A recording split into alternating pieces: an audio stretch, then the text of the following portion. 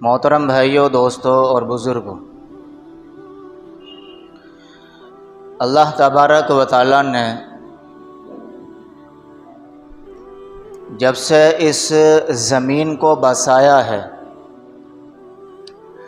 اس وقت سے لے کر کے آج تک اور قیامت تک دو طاقتیں ساتھ ساتھ چلتی رہیں گی،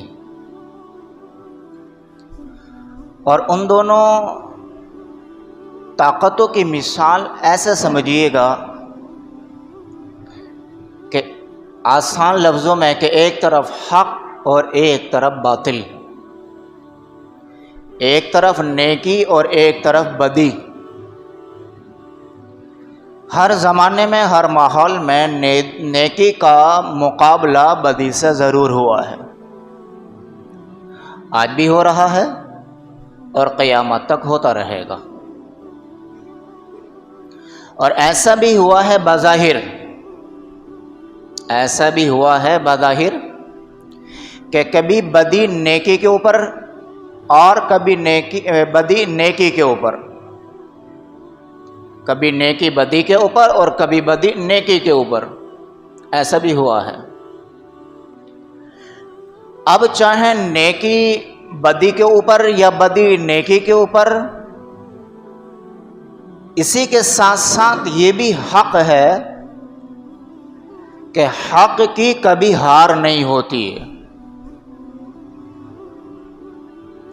بظاہر لگے گا دیکھنے میں کہ حق مغلوب ہے، بظاہر لگے گا کہ دین کو مٹایا جا رہا ہے، بظاہر لگے گا دیکھنے میں کہ مسلمانوں کو، ان کے مذہب کو، ان کی تعلیمات کو ختم کیا جا رہا ہے اور ختم ہوتا ہوا دکھائی بھی دے گا، لیکن حقیقت یہ ہے کہ نہ مسلمان ختم ہوگا اور نہ مسلمانوں کا اسلام ختم ہوگا۔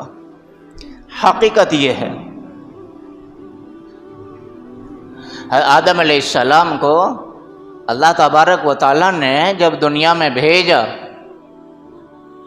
تو تنہا نہیں آئے تھے، آپ کے ساتھ ہماری ماں اماں حوا کو بھی اتارا اور شیطان مردود کو بھی زمین پر بھیجا۔ اور شیطان نے ایسا نہیں ہے کہ اپنی حرکت سے، اپنی بدماشی سے ہمارے ماں باپ کو جنت سے نکلوا دیا اور سکون سے بیٹھ جائے، ایسا نہیں ہو سکتا۔ وہ تو قسم کھا کے آیا ہے لَأُغْوِيَنَّهُمْ أَجْمَعِينَ، کہ ایک کو نہیں، دو چار کو نہیں، ہزار دو ہزار لاکھوں کو نہیں، ایک قسم کھا کے آیا ہے کہ سب کو گمراہ کروں گا، سب کو۔ کئی قسمیں کھا کے آیا ہے۔ اور جیسے کہ آپ جانتے بھی ہیں کہ محرم کا مہینہ ہے،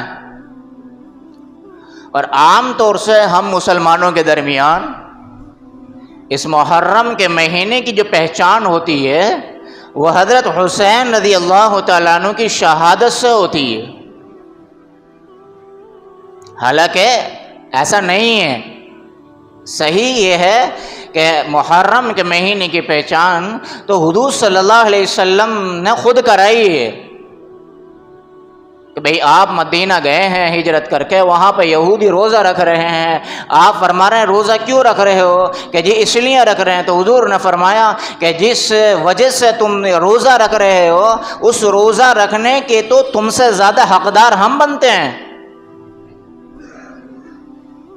اور پھر حضور صلی اللہ علیہ وسلم نے اپنے آخری ایام میں یہ بھی ارشاد فرمایا تھا کہ اگر میں آئندہ سال رہا تو آئندہ سال محرم میں 2 روزے رکھوں گا، ایک 9 محرم کا اور ایک 10 محرم کا۔ اور ابھی علی بھی موجود ہیں، حضرت ابو بکر بھی موجود ہیں، عشرہ مبشرہ، خلفائے راشدین، حسن حسین، فاطمہ، یہ تمام حضرات جو مکرم ہیں اور بڑی عظمت والی ہستیاں ہیں، یہ سارے موجود ہیں۔ تو محرم کے مہینے کی پہچان یہ بہت پہلے سے. وہ بات ایک الگ ہے کہ حضرت حسین رضی اللہ تعالیٰ عنہ اور آپ کے بہت سارے گھر والوں کی شہادت اس مہینے کی 10 تاریخ کو میدان کربلا میں ہوئی. اور حضرت حسین رضی اللہ تعالیٰ عنہ کی جو شہادت ہے یہ بھی ایک بدی کے مقابلے میں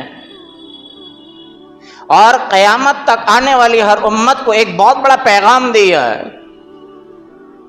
آپ سب جانتے ہیں کہ سب سے پہلے خلیفہ حضور صلی اللہ علیہ وسلم کے وصال کے بعد حضرت ابو بکر رضی اللہ تعالیٰ عنہ ہیں، ان کے بعد حضرت عمر رضی اللہ تعالیٰ عنہ، ان کے بعد حضرت عثمان، ان کے بعد حضرت علی رضی اللہ تعالیٰ عنہ، پھر ان کے بعد جو 5ویں خلیفہ بنے حضرت حسن رضی اللہ تعالیٰ عنہ، پھر ان کے بعد چھٹے جو بادشاہ بنے ہیں وہ حضرت امیر معاویہ رضی اللہ تعالیٰ عنہ.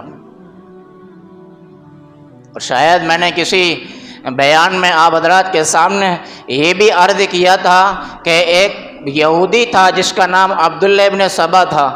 شاید پچھلے جمعے کو بتایا تھا نا میں نے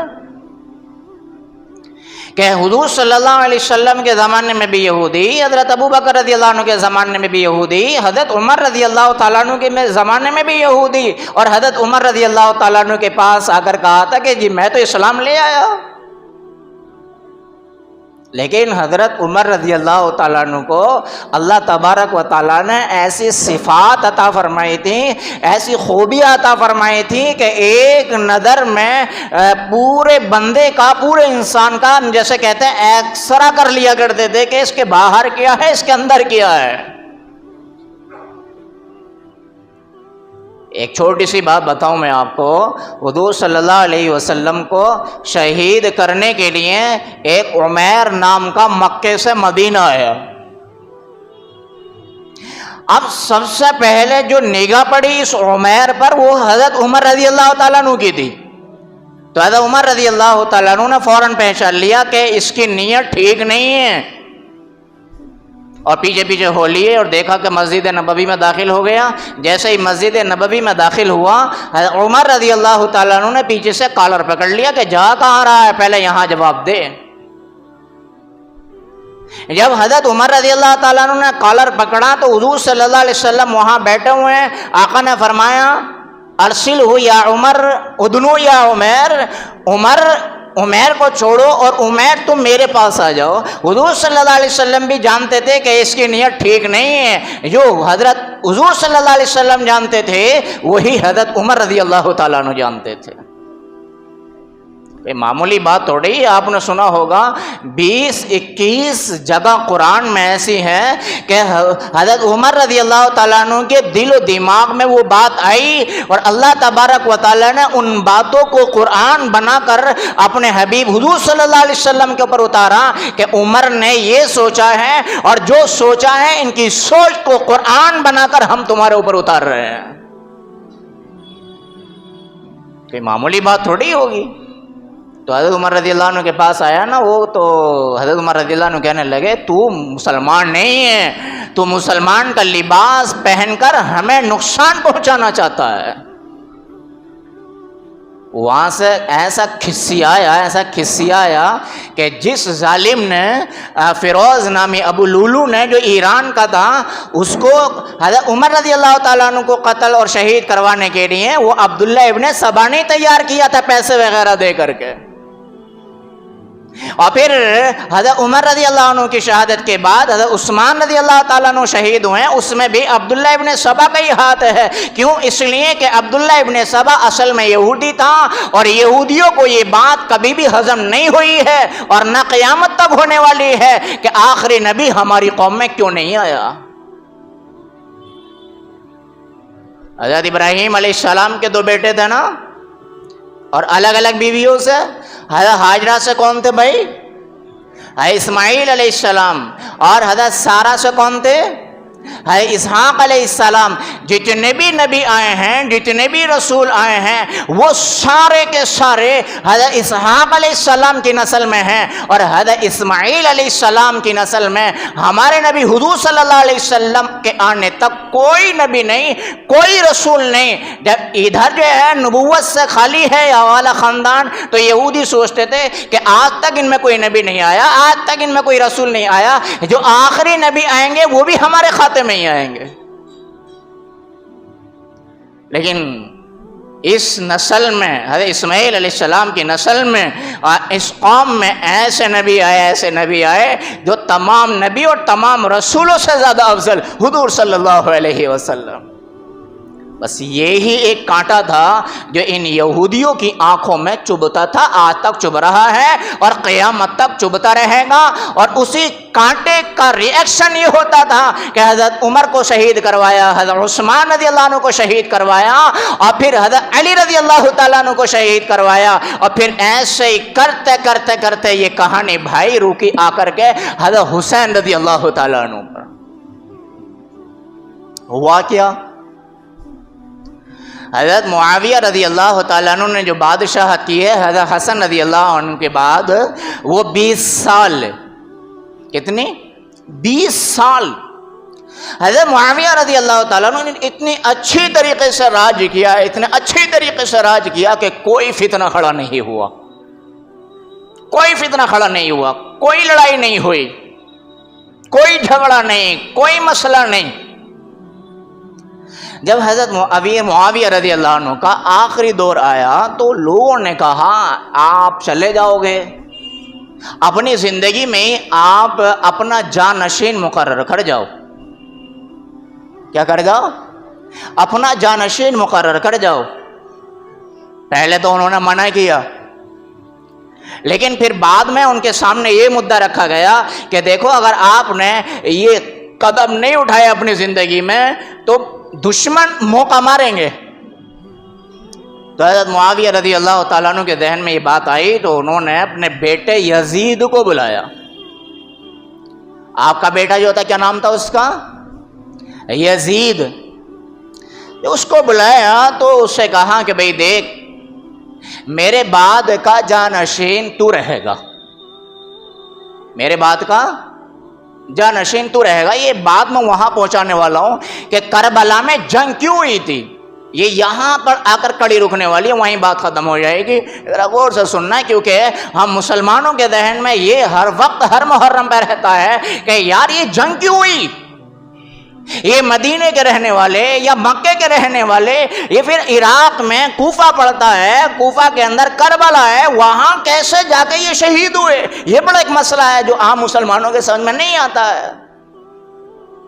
اور یہ بھی سننے میں آتا ہے کہ یہ کفر اسلام کی لڑائی نہیں تھی. ایسا نہیں ہے کہ ادھر مسلمان ہیں اور ادھر کافر ہے، وہ بھی نمازیں پڑھتے تھے، وہ بھی کلمہ پڑھتے تھے، رمضان کے روزے رکھا کرتے تھے، اور ذو الحجہ میں قربانی کرتے تھے، اور حج بھی کرتے تھے، سارے نیک کام کر رہے ہیں. ادھر بھی مسلمان ہے ادھر بھی مسلمان ہے، پھر یہ لڑائی جھگڑا کیسے؟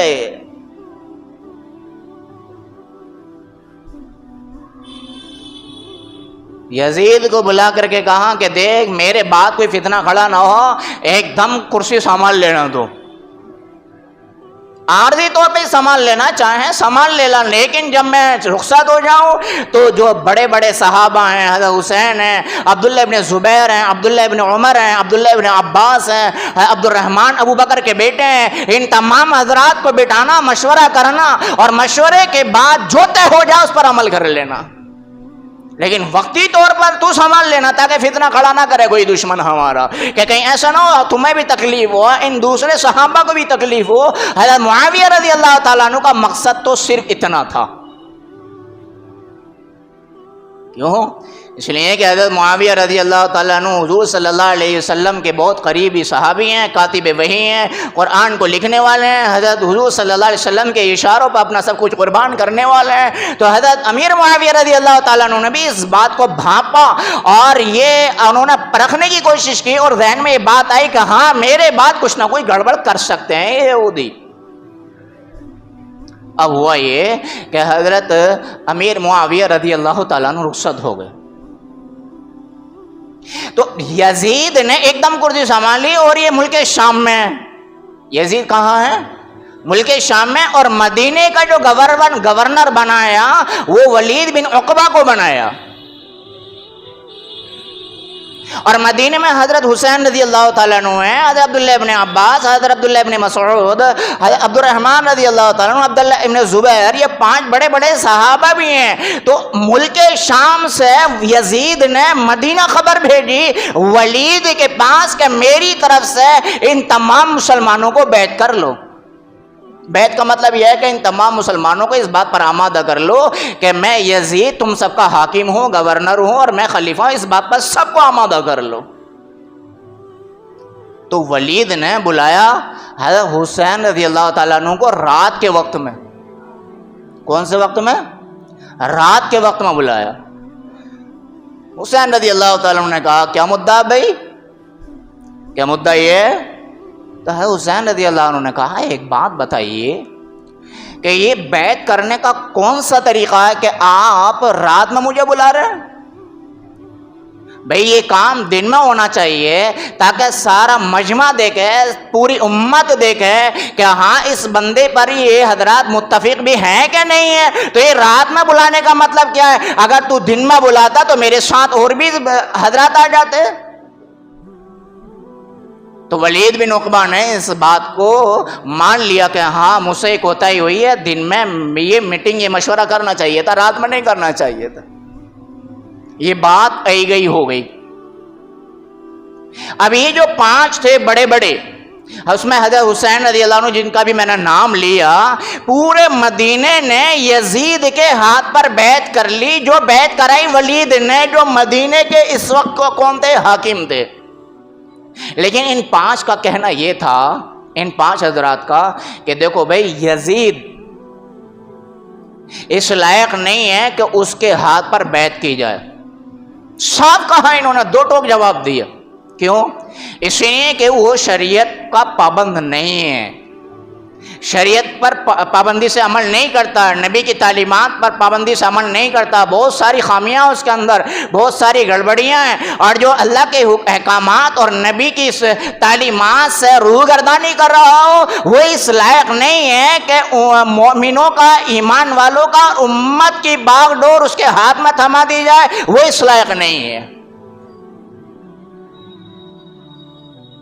ان حضرات نے یہ بات کہی، لیکن ایک دشمن نے ولید بن عقبہ کو یہ بات پہنچائی کہ دیکھو اگر اب انہیں بیعت کر لیا تو کہانی سمٹ جائے گی، اگر یہ یہاں سے نکل گئے تو پھر تمہارے بس کی بات نہیں ہے کہ تم ان کو بیعت کر لو۔ تو ان کی طرف سے، یعنی یزید کی طرف سے، ولید بن عقبہ کی طرف سے ایک پریشر بنا کہ آپ بیعت کیوں نہیں کرتے ہو۔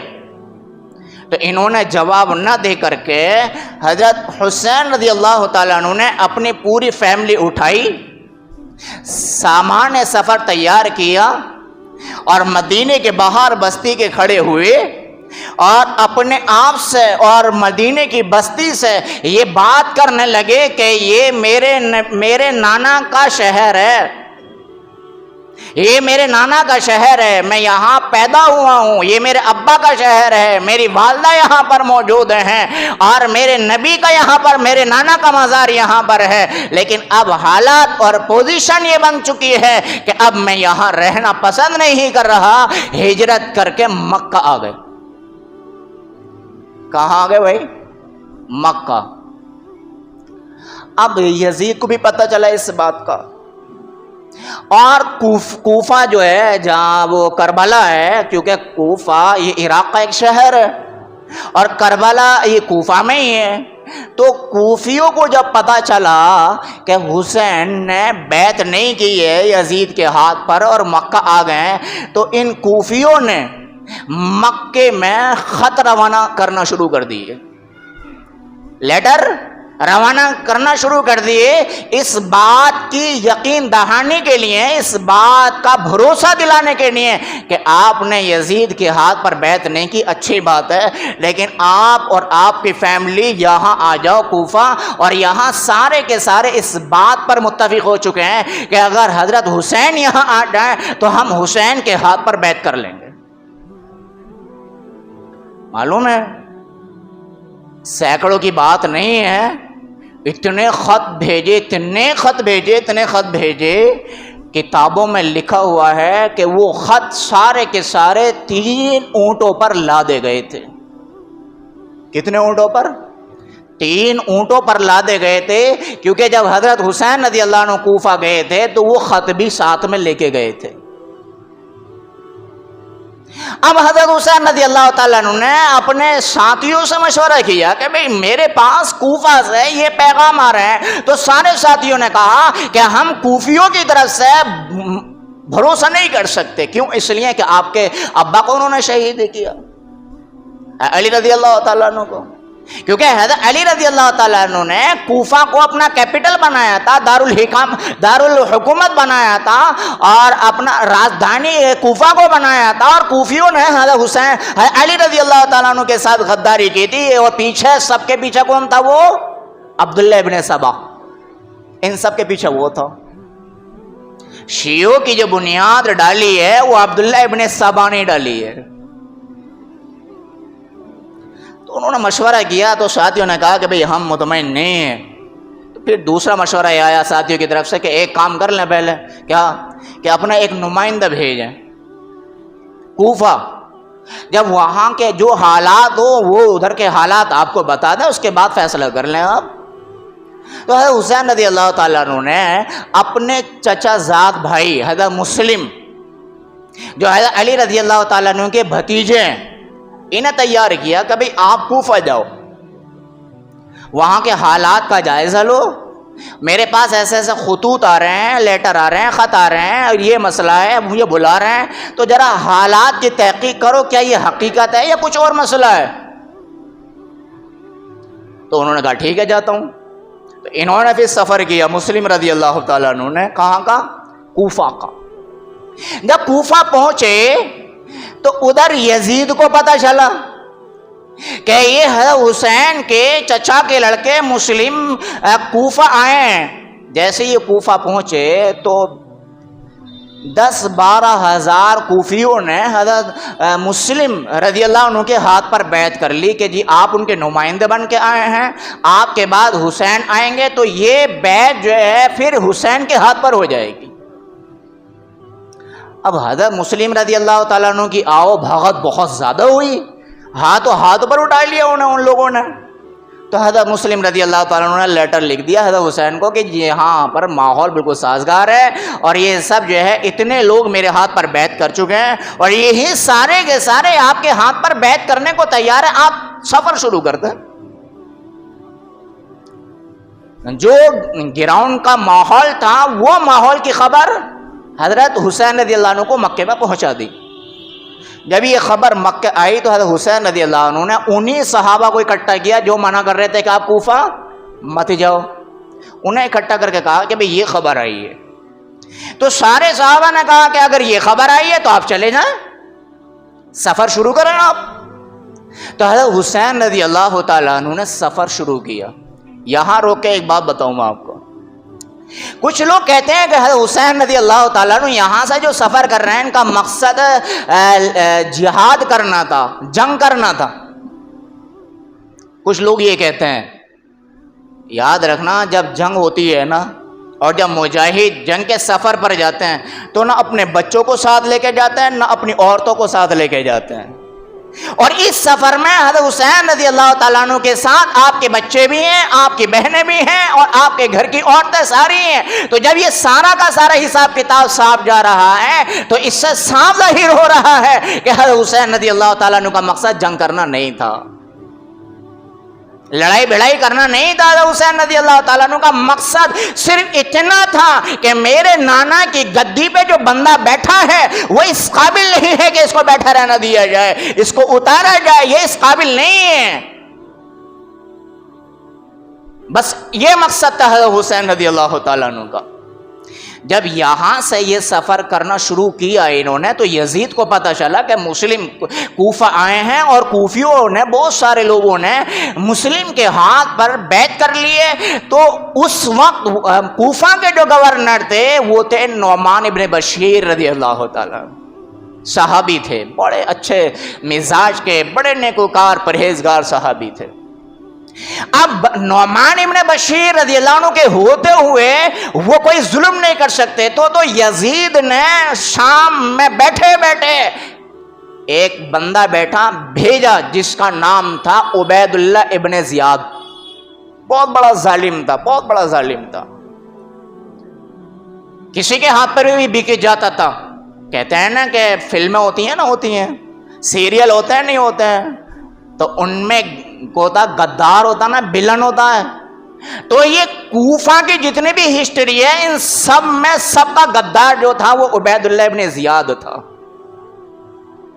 اور یہ عبید اللہ ابن زیاد بیٹھا ہے نعمان ابن بشیر کو برخاست کروا کے. تو نعمان ابن بشیر جو صحابی تھے ان کو تو کر دیا ایک طرف اور خود گدی پہ بیٹھ گیا.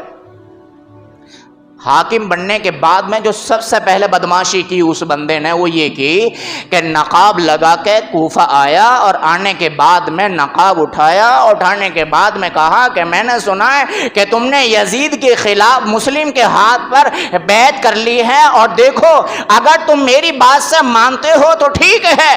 تلوار نکالی، ہوا میں لہرائی، جو نہیں مانے گا اس کا فیصلہ میری تلوار کرے گی. اب کوفیوں کا مسئلہ بڑا لچکدار تھا. جو انہوں نے حضرت علی رضی اللہ عنہ کے ساتھ کیا وہی مسئلہ اب ہونے والا ہے. جب ننگی تلوار کوفیوں نے دیکھی تو جو اس بات کا دم بھر رہے تھے، اس بات کا اعلان کر رہے تھے کہ آپ حضرت حسین کو بلاؤ تو صحیح، ہم ان کے ہاتھ پر بیعت کریں گے، جب ابن زیاد کی لہراتی ہوئی تلوار دیکھی تو سارے کے سارے کوفی پلٹ گئے. سارے کے سارے کوفی کیا ہوا؟ پلٹ گئے کہ بابا ہم نہیں کریں گے حسین کے ہاتھ پر بیعت. جیسے آپ کیا ہو گئے، آپ کا حکم سر آنکھوں پر. اور ادھر سفر شروع کر چکے ہیں تو حسین رضی اللہ تعالیٰ عنہ. اب جب کوفیوں نے اپنے بیان پلٹے، اپنی نیتیں پلٹ لی، تو دوسرے نمبر پر جو کام کیا اس ظالم عبید اللہ ابن زیاد نے، جو مسلم رضی اللہ تعالیٰ عنہ حضرت حسین کے نمائندے بن کے گئے تھے، ان مسلم رضی اللہ تعالیٰ عنہ کو شہید کر دیا. اور شہید بھی کیسے کیا کہ مینار پر لے جا کر کے اوپر سے دھکا دے کے نیچے کو گرا دیا. اس طریقے سے شہید کیا. کچھ لوگوں نے انہیں وہاں پناہ دی تو ان لوگوں کے خلاف بھی بڑی سخت کارروائی کی. یہ عبید اللہ ابن زیاد بہت ظالم انسان گزرا ہے، اور پھر اللہ تبارک و تعالیٰ نے ایسی خطرناک موت اس کو مارا ہے کہ دنیا آج بھی یاد کرتی ہے کہ دیکھو یہ ہوتا ہے ظلم کا بدلہ. اب جب حضرت حسین رضی اللہ عنہ راستے میں جا رہے تھے تو انہیں پتہ چلا کہ میرے بھائی کو ابن زیاد نے شہید کر دیا. تو قافلہ روکا. روکنے کے بعد میں جو آپ کے ساتھ تھے، 72 تو آپ کے گھرانے کے ہی تھے، کل ٹوٹل 80-82 لوگ تھے جو ساتھ میں تھے. ان میں بچے بھی ہیں، عورتیں بھی ہیں، اور ایسے نوجوان بھی ہیں کہ جو ابھی نئے نئے نوجوان ہوئے، انہیں تجربہ نہیں ہے نہ جنگ کا، نہ جہاد کا، اور نہ دوسری چیزوں کا. ایسے ایسے نوجوان بھی ہیں. تو حضرت حسین رضی اللہ تعالیٰ نے کہا کہ بھئی خبر یہ آئی ہے کہ ہمارے بھائی مسلم کو شہید کر دیا. اور حضرت حسین رضی اللہ تعالیٰ عنہ کے ساتھ مسلم رضی اللہ عنہ کے 2 بیٹے بھی تھے جو سفر میں تھے. جب انہیں پتا چلا کہ ہمارے ابا کے ساتھ وہاں غداری ہوئی ہے تو اس مشورے پہ جو حضرت حسین رضی اللہ عنہ نے ان اپنے ساتھیوں سے کہا تھا، تو سب سے پہلے حضرت مسلم رضی اللہ عنہ کے بیٹوں نے کہا کہ اگر ہمارے ابا کو شہید کر دیا ہے تو ہم ایسے واپس نہیں ہوں گے جب تک ہم اپنے ابا کا بدلہ نہیں لے لیں گے. ہم ظلم کے آگے سر نہیں جھکائیں گے. تو حسین رضی اللہ تعالیٰ عنہ نے یہ اعلان کیا کہ جب یہ میرا ساتھ دینے کے لیے میرے اشارے پر میرے ساتھ چلنے لگے اور ہمیں اب پتہ چلا کہ انہوں نے ہمارے خلاف غداری کی ہے، تو اب ہمارا بھی فرض بنتا ہے کہ ہم ان دونوں کو یا جو بھی بچے ہیں ان کے تنہا نہ چھوڑیں. اب ہماری بھی ذمہ داری بنتی ہے. تو حسین رضی اللہ تعالیٰ عنہ نے سفر کرنا شروع کر دیا. سفر کیا، وہاں پہنچے، اور جب پہنچے وہاں پر تو دیکھا کہ مسلم رضی اللہ تعالیٰ عنہ کا جو ہے بدن، ایک لاش تھی وہ کوفہ کے اندر لٹکی ہوئی تھی. جیسے کہتے ہیں نا کہ کسی لکڑی پر ٹانگ دیا، کسی سولی پر ٹانگ دیا، اس طریقے سے ٹنگی ہوئی تھی. اور یہ اس لیے ان ظالموں نے ٹانگی تھی کہ جو یزید کے ہاتھ پر بیعت نہیں کرے گا اس کا یہی انجام ہوگا. یہ کوفہ پہنچے، وہاں پر خیمہ وغیرہ لگائے، اور ساری باتیں جب وہاں پر ہوئیں تو یہ ابن زیاد تھا، دو چار اور تھے، حضرت حسین رضی اللہ تعالیٰ عنہ نے ان کے سامنے تین پیشکش رکھیں، تین باتیں رکھیں کہ بھئی دیکھو تمہیں پتا ہے میں محمد رسول اللہ کا نواسا ہوں، اور تمہیں یہ بھی پتا ہے کہ میں علی کا بیٹا ہوں، اور تمہیں یہ بھی پتا ہے کہ میں فاطمہ کا بیٹا ہوں، اور تمہیں یہ بھی پتا ہے کہ میں حسن کا چھوٹا بھائی ہوں، اور تمہیں یہ بھی پتا ہے کہ میرے نانا نے مجھے کیسے پالا ہے اور کیسے کھلایا، اور تمہیں یہ بھی پتا ہے کہ ہم دونوں بھائی جنت کے نوجوانوں کے سردار ہیں، اور تمہیں یہ بھی پتا ہے کہ تم سب نے ہمیں خط دے کر کے بلایا ہے ورنہ ہم تمہارے پاس آتے نہیں۔ اور دیکھو یہ ہے خط، سارے خط جو لکھ کر بھیجے تھے وہ سارے کے سارے ان کے سامنے پلٹ دیے بوریوں میں کہ دیکھو تم نے ہمیں یقین دہانے کے لیے اور یہاں بلوانے کے لیے اتنے زور لگائے کہ دیکھو تمہارے جو بھیجے ہوئے خط تھے ایک آدمی کے قبضے سے بھی باہر ہو گئے، 3 اونٹوں پر سوار ہو کر کے جب تمہارے خط لے کر کے آیا۔ تو میں تو تم سے یہ کہتا ہوں کہ بھئی میرا اور یزید کا مسئلہ ہے، بس تمہارا تو کوئی مسئلہ نہیں ہے بھائی، تمہارا میرا تو کوئی میٹر نہیں ہے، میٹر اگر ہے، مسئلہ اگر بنتا ہے تو صرف یزید کا اور میرا ہے، اور یزید کا بھی بس اور ہمارا بھی بس اتنا مسئلہ ہے کہ ہم یزید کو حق پر نہیں مانتے، ہم یہ چاہتے ہیں کہ یزید جو ہے کرسی سے برخاست ہو جائے اور اپنا استعفیٰ دے دے، اور کسی شریعت کے پابند انسان کو جو اللہ اور اس کے رسول کی تعلیمات پر عمل پیرا ہو، ایسے انسان کے ہاتھ میں امت کی باغ ڈور آنی چاہیے۔ ہم صرف اس بات کے قائل ہیں اور آخر تک رہیں گے چاہے ہمارے ساتھ کچھ بھی ہو جائے، ہم گھبرانے والے نہیں ہیں۔ تو حسین رضی اللہ تعالیٰ عنہ نے 3 باتیں رکھی ان کے سامنے۔ پہلی بات تو دیکھو بھائی، پہلی بات تو یہ ہے کہ ہمیں نہ تم سے کوئی مسئلہ نہ تمہیں ہم سے کوئی مسئلہ۔ تو پہلی بات تو یہ ہے کہ آپ ہمیں چھوڑ دیں، جیسے ہم آئے ہیں ویسے ہی چلے جائیں گے، وہاں واپس چلے جائیں گے ہم ویسے۔ اور دوسری پیشکش یہ ہے کہ ہمیں ڈائریکٹ یزید سے ملوا دو، ہم یزید سے بات کر لیں گے۔ اور تیسرا مدعا یہ ہے کہ اگر آپ دونوں ان دونوں باتوں پر ایگری نہیں ہو رہے تو ہم اسلامی سرحدوں پر چلے جائیں گے اور اسلام کی حمیت میں اسلام کی طرف سے جہاد کریں گے، اور جہاد کرتے کرتے ہم اپنے اللہ سے جا ملیں گے۔ ان تینوں کاموں میں سے، تینوں باتوں میں سے کوئی ایک کام کر لو۔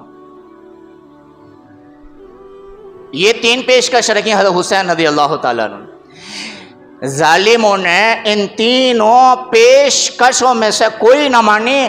آخر میں آ کر ابن زیاد تو کچھ تیار ہو گیا تھا کہ بھئی چلو ان کا حسین کا معاملہ ہے، ہم تو ہٹے بیچ میں سے، لیکن آپ نے ایک ظالم انسان کا نام سنا ہوگا، شمر۔ کیا نام سنا آپ نے؟ شمر۔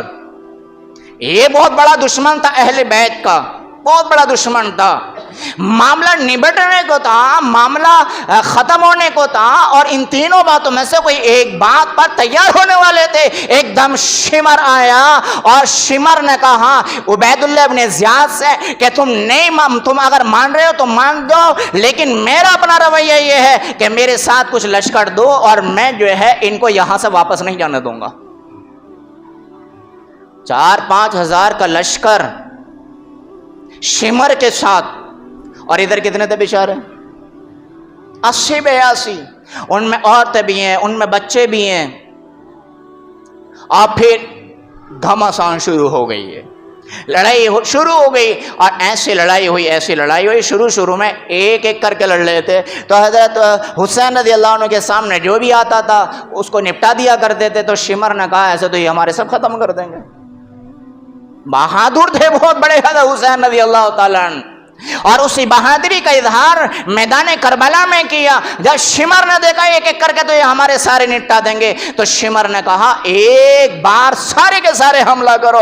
ادھر ہزاروں تھے اور یہ سینکڑوں میں بھی نہیں تھے، اور حالات ایسے بنے۔ حسین رضی اللہ تعالیٰ عنہ کا ایک خادم تھا، اس نے کہا حضرت آپ مجھے اجازت دیجئے، میں آپ کی پہرے داری کرتے کرتے اس دنیا سے جانا چاہتا ہوں۔ حسین رضی اللہ تعالیٰ عنہ نے ظہر کی نماز پڑھنے کے لیے جب نیت باندھی ہے تو وہ آپ کا ساتھی آپ کی حفاظت میں لگا ہوا تھا، اور جب آپ نے سلام پھیرا ہے تو اس دنیا سے رخصت ہو چکا تھا۔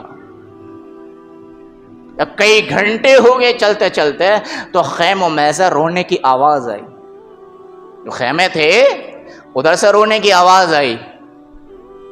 تو آپ کی بہن حضرت زینب رضی اللہ تعالیٰ عنہ وہ کہنے لگی حسین بھائی ہمارا یہ چھوٹا بچہ عبداللہ جن کا نام تھا 2-2.5 سال کی عمر کے پیاس کی وجہ سے جی باہر نکلی پڑی ہے کیونکہ دریائے دجلہ پاس میں بہ رہا ہے, پانی پینے تک کی اجازت نہیں تھی خاندان اہل بیت رضوان اللہ علیہم اجمعین کو.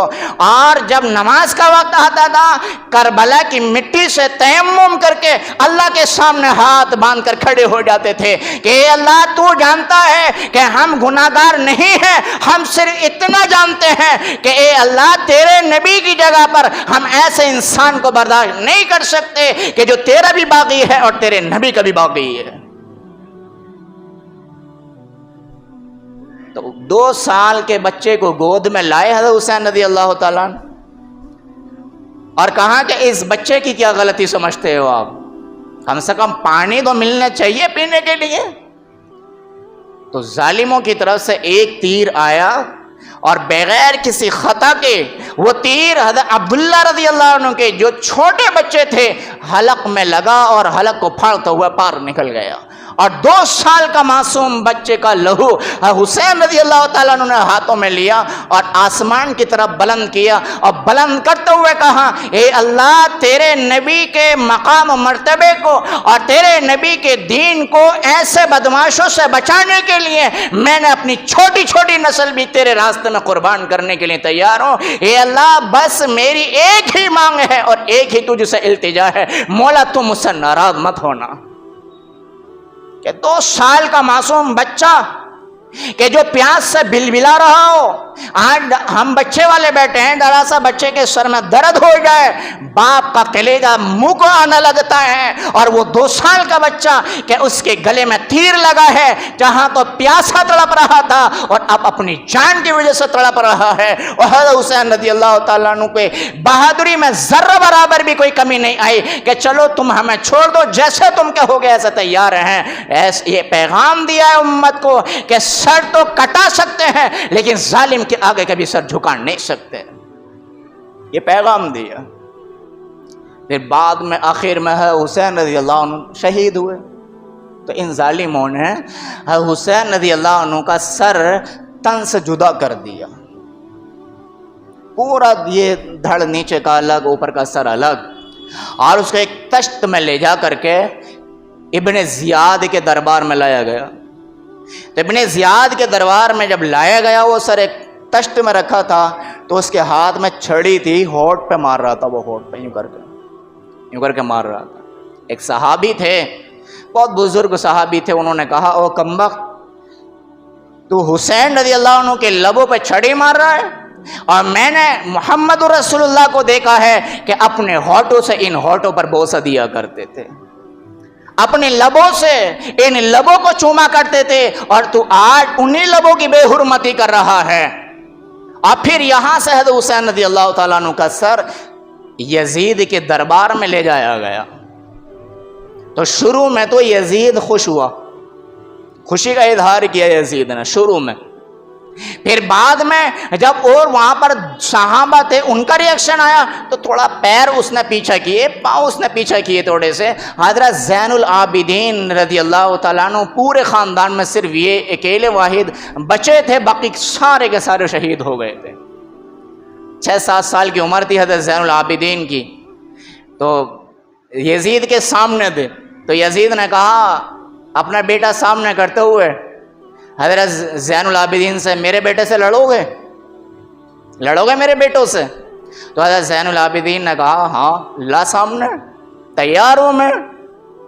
جب ایک دم بہادری سے سامنے نکلے حضرت زین العابدین تو یزید کا پتا پانی ہو گیا, ایک دم ڈر سا گیا اور سہم سا گیا. اور حضرت زین العابدین رضی اللہ تعالیٰ عنہ نے یزید کے بھرے دربار میں یہ اعلان کیا کہ اگر تو اپنی اولاد کو مجھ سے بھڑانا چاہتا ہے تو ایک کام اور کر لے, ایک تلوار اپنے بیٹے کے ہاتھ میں دے دے, ایک تلوار میرے ہاتھ میں دے دے, اور پھر دیکھ زمانہ دیکھے گا کہ بہادر سب سے زیادہ کون ہے.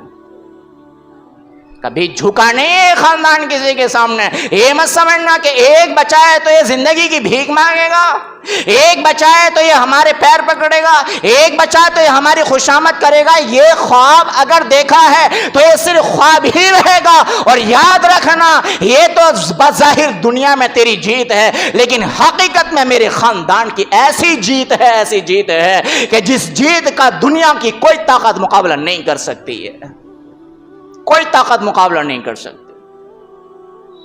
تو بھائی سمجھے اس پوری جنگ کا جو بیک گراؤنڈ ہے وہ صرف یہی ہے کہ حضرت حسین رضی اللہ تعالیٰ عنہ اور آپ کے ساتھ اور بھی بہت سارے صحابہ ہیں اس بات کو برداشت نہیں کر پاتے تھے کہ ہمارے نانا کی اور ہمارے والد کی جو گدی پر بیٹھا ہے یہ ایک ایسا انسان بیٹھا ہے کہ جس کے اعمال اور جس کے ایمان اور جس کے یقین اور جس کا کردار اتنا خراب ہو چکا ہے کہ نبی علیہ السلام سے بہت زیادہ اپوزٹ جا رہا ہے. آخر میں بس دو بات اور بتا دوں. پورے کربلا کا جو میسج اور پیغام ہے وہ دو باتیں. پہلا ہے صبر, اور دوسرا ہے کہ اس دنیا سے جاتے جاتے تلواروں کے سائے میں بھی انہوں نے نماز نہیں چھوڑی ہے. دو پیغام, پہلا صبر اور دوسرا پیغام کہ ایسے تنا تنی کے ماحول میں بھی کہ جہاں لاشیں تڑپ رہے ہیں, غیروں کے نہیں اپنے تڑپ رہے ہیں, 2-2 سال کے معصوم بچے ایک وقت تھا پیاس سے تڑپے اور ایک وقت تھا وہ پھر اپنے لہو میں بھی تڑپے, لیکن ایسے حالات میں بھی انہوں نے نماز کو نہیں چھوڑا. اور خیمے میں حضرت حسین رضی اللہ عنہ کے گھرانے کی عورتیں تھیں اور وہ سب کو پتا تھا کہ ہمارے گھر والوں کے ساتھ یہ ہو رہا ہے, لیکن کبھی بھی وہ پورے منظر میں پورا حالات ادھر سے ادھر ہو گئے اور پورا گھرانہ شہید ہو گیا. حضرت حسین رضی اللہ عنہ کے گھرانے میں سے اور آپ کی مستورات میں سے ایک بھی عورت بغیر پردے کے اپنے خیمے میں سے نہیں نکلی ہے. اور آپ دیکھ لینا کل کو تعزیے نکالیں گے مسلمان, میدان کربلا میں لے کے جائیں گے اور ہماری آپ کی گلیوں کی عورتیں دیکھ لینا ایسا ایسا فل میک اپ کر کے جائیں گی, اور جب سڑکوں پہ گزر رہی ہوں گی تو لڑکے گنڈے بدماش چھٹے ہوئے ان کے پاس بسکٹوں کے پیکٹ پھینکیں گے اور انہی بسکٹوں کے پیکٹوں میں ان کے فون نمبر اور موبائل نمبر مل جائیں گے آپ کو. یہ کیا سمجھ لیا ہے انہوں نے, شہادت حسین کا مذاق بنا کر کے رکھ دیا ہے, جبکہ پیغام یہ ہے کہ ہمارا پورا خاندان شہید ہو گیا, حسین شہید ہو گئے, 2 سال کا معصوم بچہ شہید ہو گیا, اور ہم دیکھ رہے ہیں اپنے لالوں کو اپنے مردوں کو تڑپتا ہوا خون اور لہو میں, اور پھر بھی ہم نے بے پردہ ہو کر کے باہر نکالنے کو پسند نہیں کیا. اور آج تمہارا یہ حال ہے کہ اوپر سے لے کے نیچے تک ایک حور پری بن کر کے باہر سڑکوں پر نکلتی ہو, نہ پردے کا کوئی اہتمام ہے نہ نماز کا کوئی اہتمام ہے. کیا سمجھائے ہم نے اس پیغام سے؟ تو یہ پیغام ہے میدان کربلا کے کہ دیکھو مردوں کے ہاتھ سے صبر کا دامن نہیں چھوٹا, مردوں کے ہاتھ سے نماز کا دامن نہیں چھوٹا, اور عورتیں خیمے میں ہیں ان کے ہاتھ سے پردے کا دامن نہیں چھوٹا. کیونکہ حضرت فاطمہ رضی اللہ عنہ نے اپنی اسی نسل کو یہ پیغام اور میسج دیا تھا. جب حضور صلی اللہ علیہ وسلم نے پوچھا تھا کہ بتاؤ دنیا کی سب سے اچھی عورت کون ہے, تو حضرت فاطمہ رضی اللہ عنہ نے کہا دنیا کی سب سے اچھی عورت وہ ہے کہ جس کی نگاہ کسی غیر محرم پر نہ پڑی ہو اور کسی مرد کی نگاہ اس عورت پر نہ پڑی ہو, یہ دنیا کی سب سے اچھی عورت ہوتی ہے. اور پھر یہ پیغام پریکٹیکل کر کے دکھایا. فاطمہ رضی اللہ عنہ کا انتقال اور وصال ہوا, جو مسیری تھی اس کے چاروں طرف آپ نے کھجور کی ٹہنیاں کھڑی کی, اس کے اوپر سے کپڑا ڈالا اور کہا مجھے اس کے اندر لے کے چلنا تاکہ میں کفن تو پہنی ہوئی ہوں, میرے کفن پہ بھی غیر مرد کی نگاہ نہیں پڑنی چاہیے. ایسا پیغام پردے کا آج ہماری دھی بیٹیوں کو دیکھے گئے, اور آج ہماری دھی بیٹیاں کیا کریں گی, کہیں حور کے نام سے اور کہیں کائے کے نام سے میدان کربلا میں جا کے دیکھ لینا یہاں پر ہی, اور سڑکوں پر دیکھ لینا جلوسوں میں کتنی نوجوان چھٹی ہوئی لڑکیاں نکلیں گی اور ان کے پیچھے چھٹے ہوئے بدماش اور گنڈے کتوں کی طرح جا رہے ہوں گے.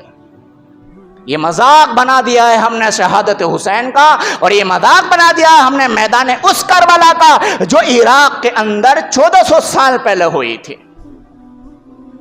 تو کچھ پیغام مردوں کے لیے، کچھ پیغام عورتوں کے لیے۔ مردوں کے لیے ہے کہ نماز کبھی نہیں چھوڑنا بھائی، چاہے جنگ کا میدان کیوں نہ سج رہا ہو اور ننگی تلواریں کیوں نہ چل رہی ہوں، اور چاہے پانی کیوں نہ بند کر دیا گیا ہو، نماز نہیں چھوڑی۔ اور دوسرا پیغام عورتوں کے لیے کہ چاہے کچھ بھی ہو جائے، لال شہید ہو جائے، شوہر شہید ہو جائے، کچھ بھی ہو جائے، لیکن کبھی بے پردہ اپنے گھر سے مت نکلنا۔ تو یہ ہے پورا میدان کربلا میں ہونے والے واقعے کا پورا بیک گراؤنڈ، کیونکہ کچھ لوگوں کے ذہن میں یہ بات ہے کہ یہ ہوا کیوں ایسا، یہ ہوا کیوں ایسا؟ بھائی اسی وجہ سے ہوا کہ علی رضی اللہ تعالیٰ نے اپنا کیپٹل کوفہ کو بنایا تھا، اور انہوں نے بہت اچھے وعدے کیے تھے، وہی وعدے حضرت حسین رضی اللہ عنہ کے ساتھ کیے، اور خطوط بھیجے، خط بھیجے، لیٹر بھیجے، انہیں پر بھروسہ کر کے جب حسین رضی اللہ تعالیٰ عنہ آگے، ابن زیاد نے حضرت حسین رضی اللہ عنہ کے خلاف وہاں تقریر کی۔ ایک ہی تقریر میں سارے کوفی تھوڑی سی دیر میں پلٹ گئے، جو آپ کے پکش میں تھے وہ سارے کے سارے آپ کے خلاف گئے، اور مدعا سارا یہی تھا کہ یزید نہیں رہنا چاہیے، یزید کو ہٹایا جانا چاہیے، اور مشورے سے کوئی ایسا بندہ مسلمانوں کا امیر ہونا چاہیے جو شریعت کا پورا پابند ہو، نماز کا پابند ہو، اور نبی صلی اللہ علیہ وسلم کے طریقے کا پابند ہو۔ یہ ہے پورا بیک گراؤنڈ۔ اللہ تعالی ہمیں بات سمجھنے کی توفیق عطا فرمائے۔